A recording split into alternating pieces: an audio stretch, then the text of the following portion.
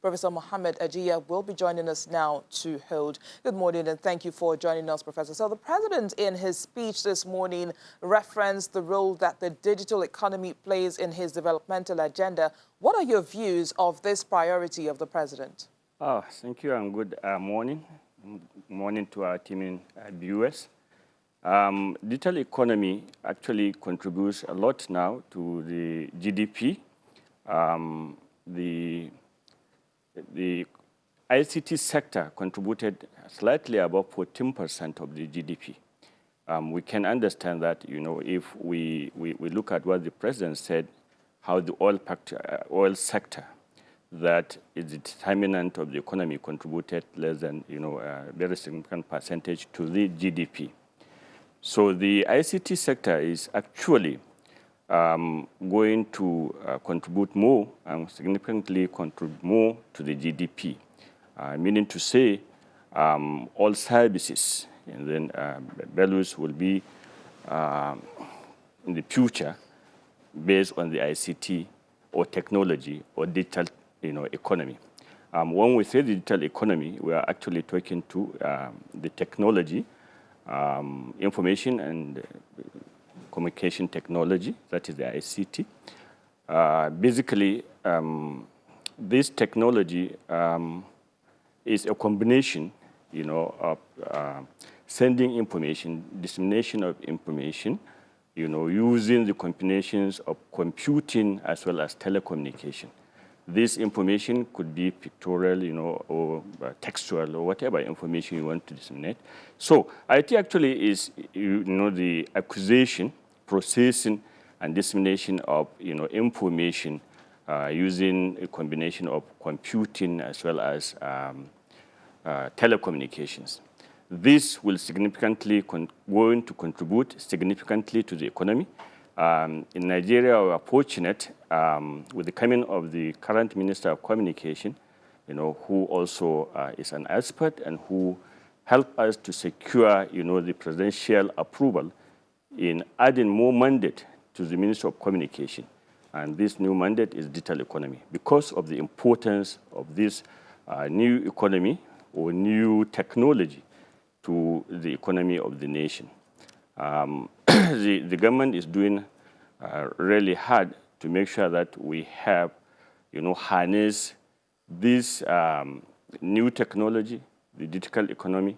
The COVID-19 pandemic have shown to us globally, that technology is the answer and solution to almost all services, that we do.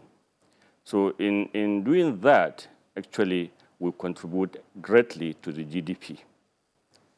Now, where would you say we are in terms of capacity for digital structure across the public and the private sector? Actually, this is one of the biggest problems. The skilled is not there. For example, the government have just said certain level of officers should work from home because of the pandemic. But you find out that a lot of these offices are not equipped with the necessary skills, and the tools to operate the digital economy. So the infrastructure is really the problem. And I'm happy to say also here that government is doing very well.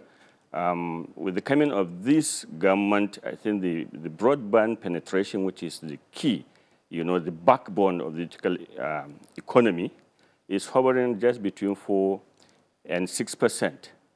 As of now, we thank the management of the Nigerian Communications Commission, who work tirelessly, under the able leadership of the present CEO, Professor Umar Garbat Ambata, and achieved broadband penetration of nearly 40%.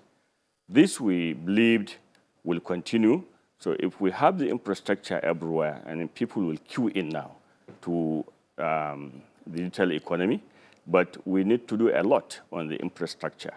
Not only infrastructure, but training and making sure that, people are equipped, with the skills and the tools necessary to conduct businesses and services digitally. And that is where institutions like the Digital Bridge Institute are established. The Digital Bridge Institute is 100% owned by the Nigerian Communication Commission, and the main mandate actually is to train, capacity, increase capacity in terms, of digital knowledge and digital skills. Government also is doing very well through the other agencies. I believe government have formed what is known as the National Software Think Tank. In these technologies, the new technology, it involves two things actually. The computing, you have the physical parts, the electronics, what we hold, in our hands. But those things cannot work until you put a software. And those softwares are things that you cannot virtually see. But the government is doing well, as I've said. They have set up the National Think Tank on Software, headed by, our capable Chris Owaje. And they are doing a lot to domesticate, software productions and things like that in Nigeria. I believed with all those efforts, the government is going to put all this infrastructure which is necessary and which is the backbone, actually, of the digital economy. While the government actually puts all of that in place, now, with the outbreak of COVID-19, what have you noticed in the way corporates and public institutions have been affected?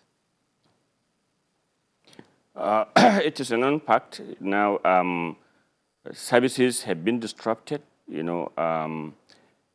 and in digital economy, companies that really turn towards, digital operations, you find that they gain more. For example, the richest person in the world now is the person that owns Amazon, which is an e-commerce. So likewise here also, locally, the e-commerce giants, Jumia and Konga, you see their businesses are going higher and higher rather than the others. So the key actually is going digital. And government, like I said, is trying to put things in place. And when we queue in and come onto this digital world, things will work. You can see a lot of people now embrace virtual meetings, virtual learning, e-government, e-commerce, e-learning. So virtually most schools now are doing, what is known as e-learning, electronic learning. You stay in your home wherever you are and access your teachers. And that is also what we are trying to do in Digital Bridge, to deploy as much infrastructure as possible. We are trying to deploy e-government facilities to most of our state governments, local governments, where services and business of government can be done electronically.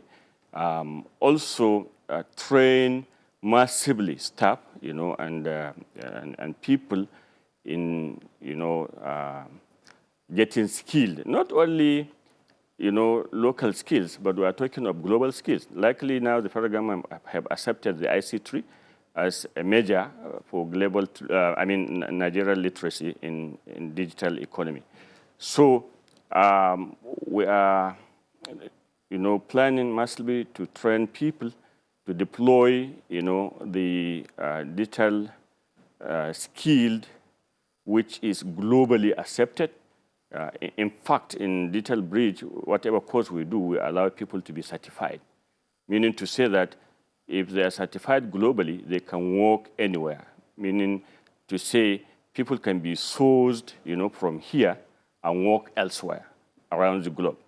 This is what we call, business process outsourcing, and it contributes a lot. I think at the end of first quarter of 2020, business process outsourcing contributed about 97 billion United States dollars into the global economy. Nigeria can harness this. Nigeria can also be a participant and can take chunk of this global economy. We would like to thank you, President and Chief Executive Officer of the Digital Bridge Institute, Professor Mohammed Ajiya, for speaking with us on Business Week.